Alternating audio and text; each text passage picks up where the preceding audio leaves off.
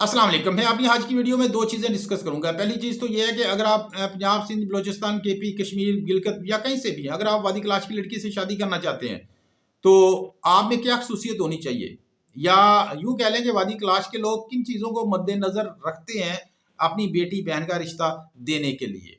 दूसरी चीज़ शादी का खर्च, वो किस मद में होता है, कितना होता है? तो ये सारी चीज़ें मैं बहुत ही डिटेल और कोशिश करूँगा कि इंतहाई मुख्तसर अंदाज में आपके सामने पेश करूँ। डिटेल की तरफ जाने से पहले मेरी आपसे रिक्वेस्ट है कि मेरी वीडियो को लाज़मी लाइक कर दें और इसके साथ-साथ एक और रिक्वेस्ट करूँगा कि आप मेरे कमेंट बॉक्स में कोई इस्लाही मैसेज भी कर सकते हैं ताकि मेरी भी इस्लाह हो सके और मेरे चैनल की भी। बढ़ते हैं स्टोरी की तरफ। सबसे पहले तो ये है कि वादी क्लास के जो लोग होते हैं उनका जो मज़हब होता है वो कलाशा होता है। लेकिन उधर मुस्लिम भी आबाद हैं, जो कलाशी लोग हैं वो मुस्लिम भी हैं।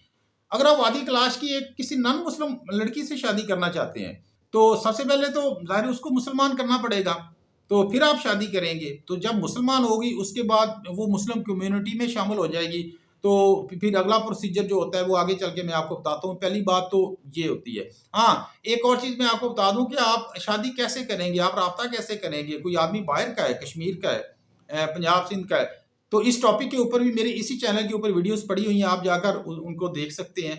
तो खैर, अगर आप पंजाब सिंध बलोचिस्तान से हैं, तो आप शादी करेंगे उधर, तो उसके लिए सबसे पहले तो ये है कि जो कलाशी लोग होते हैं वो चाहे न्यू मुस्लिम हो या ऑलरेडी वो मुस्लिम हो, सबसे पहले तो वो देखेंगे कि अगर आप फैसलाबाद से हैं या सिंध के किसी एरिया से, कराची से हैं, तो क्या क्या कराची में या फैसलाबाद में वादी क्लास के लोग बसते हैं?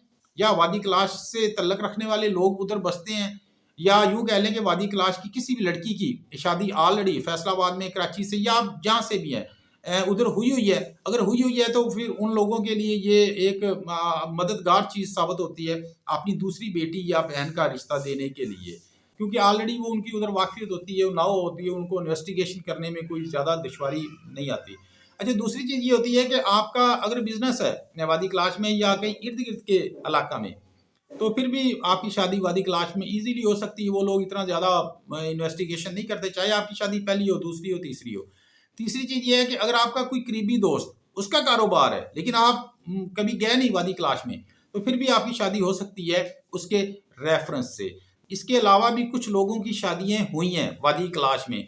लेकिन ये है कि हम लोग वो चीज़ डिस्कस करेंगे जो चीज़ कानूनी है, इस्लाही है और शरई हो।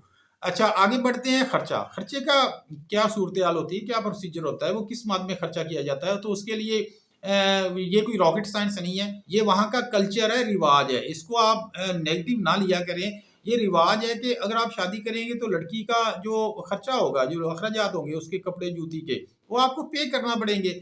उसके अलावा आप अपने साथ जो बारातियों के लेकर जाएँगे जब आपकी शादी डन हो जाएगी, तो उसका जो खर्चा होगा तो वो भी आपको पे करना पड़ेगा। जो खाने का खर्चा होगा वो जितना भी होगा, उनकी तरफ से जितने लोग शामिल होंगे या आपकी तरफ से जितने लोग शामिल होंगे, तो ये भी आप लोगों को पे करना पड़ेगा।